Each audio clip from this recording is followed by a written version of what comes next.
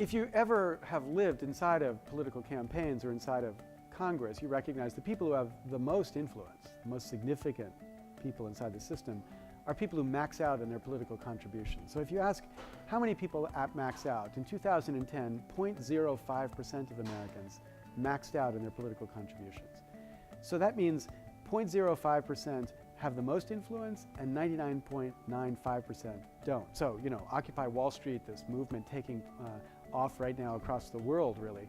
They're so proud of their slogan, "We are the 99%. I think it's bad marketing. I think they ought to say, "We are the 99.95%. We don't have voice inside of this government because the government is so keenly attuned to the whispers of the 0.05%.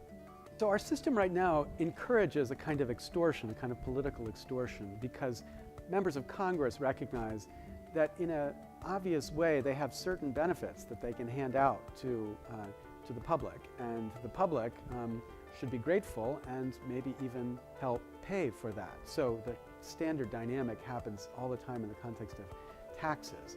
Tax code is filled with all of these temporary tax provisions. So as it's about to expire, a member can call up a company that benefits from that special tax benefit and say, you know, we need support to make sure that we can get this tax benefit extended for another 2 years, and that support's going to need to be really powerful and really strong. And that, of course, is a way to signal to that company that if they're not willing to step up and offer that support, maybe the congressman's not in a position to actually get that through. So members of Congress practice this behavior all the time, but the more interesting thing is people in the business community experience it, as they've said in interviews again and again, as a kind of extortion. They recognize if they don't play the game, they're not going to get what they need. We have to recognize Congress has become a kind of farm league for K Street. And K Street, of course, is where all the lobbyists live. And what that means is people have this common business model where they imagine their life in government as a stepping stone to their life on K Street as a lobbyist. And if that's true, then these are not people who are about to change radically the way in which K Street functions. These are people who want to keep the system so that they have their nice exit to K Street after they're finished with Washington. 9% of Americans have confidence in Congress. You just have to put that in context. 9%? There were certainly more people who believed in the British Crown at the time of the Revolution than who believe in this Congress today.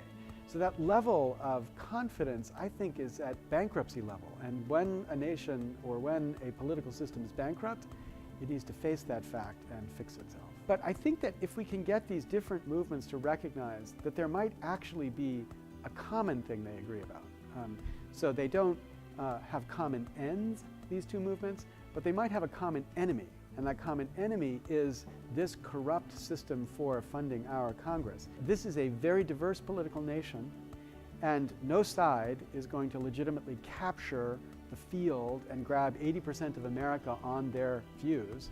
And if that's true, then, and we do need 80% to make some substantial constitutional change, then we need to find a way to talk so that 80% could actually follow us. Ben Franklin was carried from the Constitutional Convention in 1787. Franklin was extremely old at the Constitutional Convention, barely able to participate, just sat there more for moral support than for any wisdom he could offer. He was stopped in the streets of Philadelphia by a woman who said to him, "Mr. Franklin, what have you wrought?" And Franklin said, "A republic, madam, if you can keep it." So a republic, by which they meant a representative democracy, by which they intended a government dependent upon the people alone. We've lost that republic, and it's critical, I think, that we find a way to restore it and get it back.